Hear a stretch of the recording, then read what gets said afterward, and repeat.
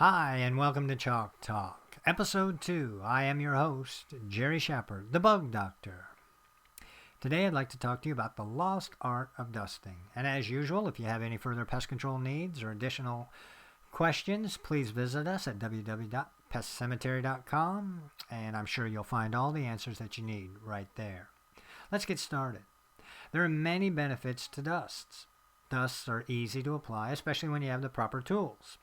They last far longer than baits and sprays and other application methods. They're safer when applied to voids or inaccessible areas such as cracks or crevices. They have broad labels, which include many different kinds of bugs. And in pest control, and in dusting especially, less is better. There are some drawbacks, and I won't call them drawbacks so much as precautions, but you can't use dust in open areas such as countertops or other places that perhaps kids or pets might come in contact. They can be flammable, as we'll see later, and they can be rendered ineffective if they get excessively wet or dust gets on top of them. They're also hard to clean up if they get airborne. There are many different kinds of dusts and dusters. Pest control has been around a long time, and dusts and powders were one of the first tools used, and application tools were soon thereafter to follow. The standard today is the puff duster, and almost every professional has one on his or her belt. Bulb dusters are an awesome tool and come with different extensions, and the curved tip at the end really helps out a lot. Dust guns are quite flexible, go around corners. Dust sticks high up in the eaves for that pesky bee nest. Mini bulb dusters for the tiniest of cracks, and power dusters for large volume needs such as maybe a crawl space or an attic. Aerosols and bottle dusters, you name it. Dust has been around for a while, and there are many ways to apply it. Perhaps I should have started with this directive, however. Let's start by being safe, especially when dusting. Always protect yourself by reading the label and taking all personal protection directives. So if it says wear gloves or a mask, let's do that. Okay, back to our subject. The worst mistake with dusting I see is overdusting, or too heavy. The homeowner might start out with a nice thin layer because that's what the directions say, but when you can barely see it, you just don't think it's going to work. So you put in a little more, puff some more in there, and you see a little better, but you lose faith in that, and soon you start just plowing it in there, and that's where problems start. It gets messy, it gets all over the place, and it's just too much. What happens is, with a heavy application, insects come in and not only see the physical barrier of the heavy dust, but the heavy concentration of insecticide is something they also pick up, and they just avoid the area. A professional, or one who has had training, is going to know to come in with a nice light layer, one you can barely see. Pests barely pick up on it, walk right through it most times, pick up a lethal dose, and die off soon thereafter. I think the heavy dusting comes from the bottles themselves. They're not ergonomically efficient. They're shaped odd for the use. The big half-gallon bottles, the square bottles, it's hard to get it where you need to go, and you're almost forced to put in a big puff and really squeeze hard, and then too much comes out. Puff dusters, however, are common for the pros, and they're the most versatile and the easiest to use. In the picture, it almost looks like the guy's holding it upside down, but he is doing it the right way. Nice even layer every single time. Look at this insect, and look at all the surfaces, the detail of the antenna, and the hard shell, what we think is a hard shell, and all the cracks that we can use for our benefit when it comes to dusting. Dust can work as stomach poisons when it gets on these surfaces because they clean themselves off and ingest it that way.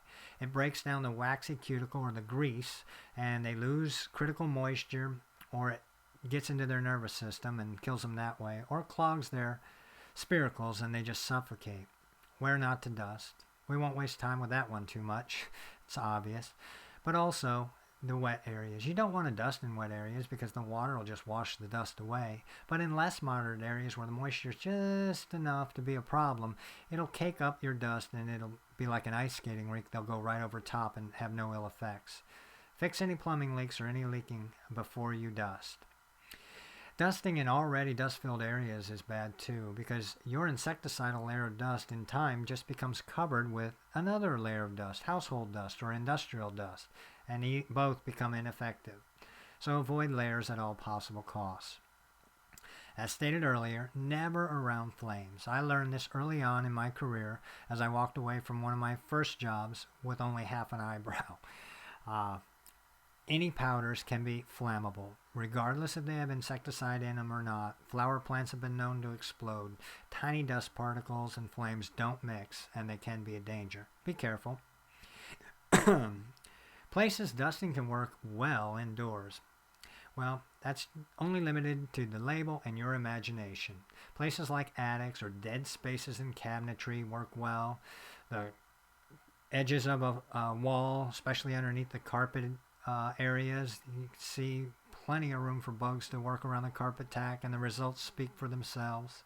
Appliances are an excellent spot to put dust around, as pests will be looking for food in those areas. Plumbing is a definite must, as it opens up usually into whole cities for insects, and they get their moisture and some food that way. You can see where sprays and dust are used, and a lot of times sprays are much more messy than the dust. Cabinets have false bottoms and false tops, so you can easily dust the gaps in there. On the exterior, you want to dust places like your deco drains, maybe your brick veneer, up underneath the siding. These are all places that insects will enter readily, so a nice insect dust barrier there will be great. Underneath decks, you'd be surprised what comes up from underneath the deck. Anywhere where plumbing lines or cable wires or electrical go up and through the soffits or into the walls is a great place to dust. And like I said, your imagination is key there. Wherever you can fit dust safely and according to the label and to avoid, that's the best place for it. But don't get too heavy, don't get too carried away. Dusting is a great tool, but you don't want to overdo it. All right, well, I hope I've opened your eyes to a bit more on the dusting world and how important it is to dust in the proper manner, and you'll get the most effective use out of using powders and dust in the safest manner. As usual, please visit our site, www.pestcemetery.com. We've got a great feature, Ask the Bug Doctor. It's a separate page where you can click, ask your question, I respond, maybe identify a bug, whatever it is that you have need of. We're happy to help you. And as always, our motto here at pestcemetery.com, finally, a place for pests to rest.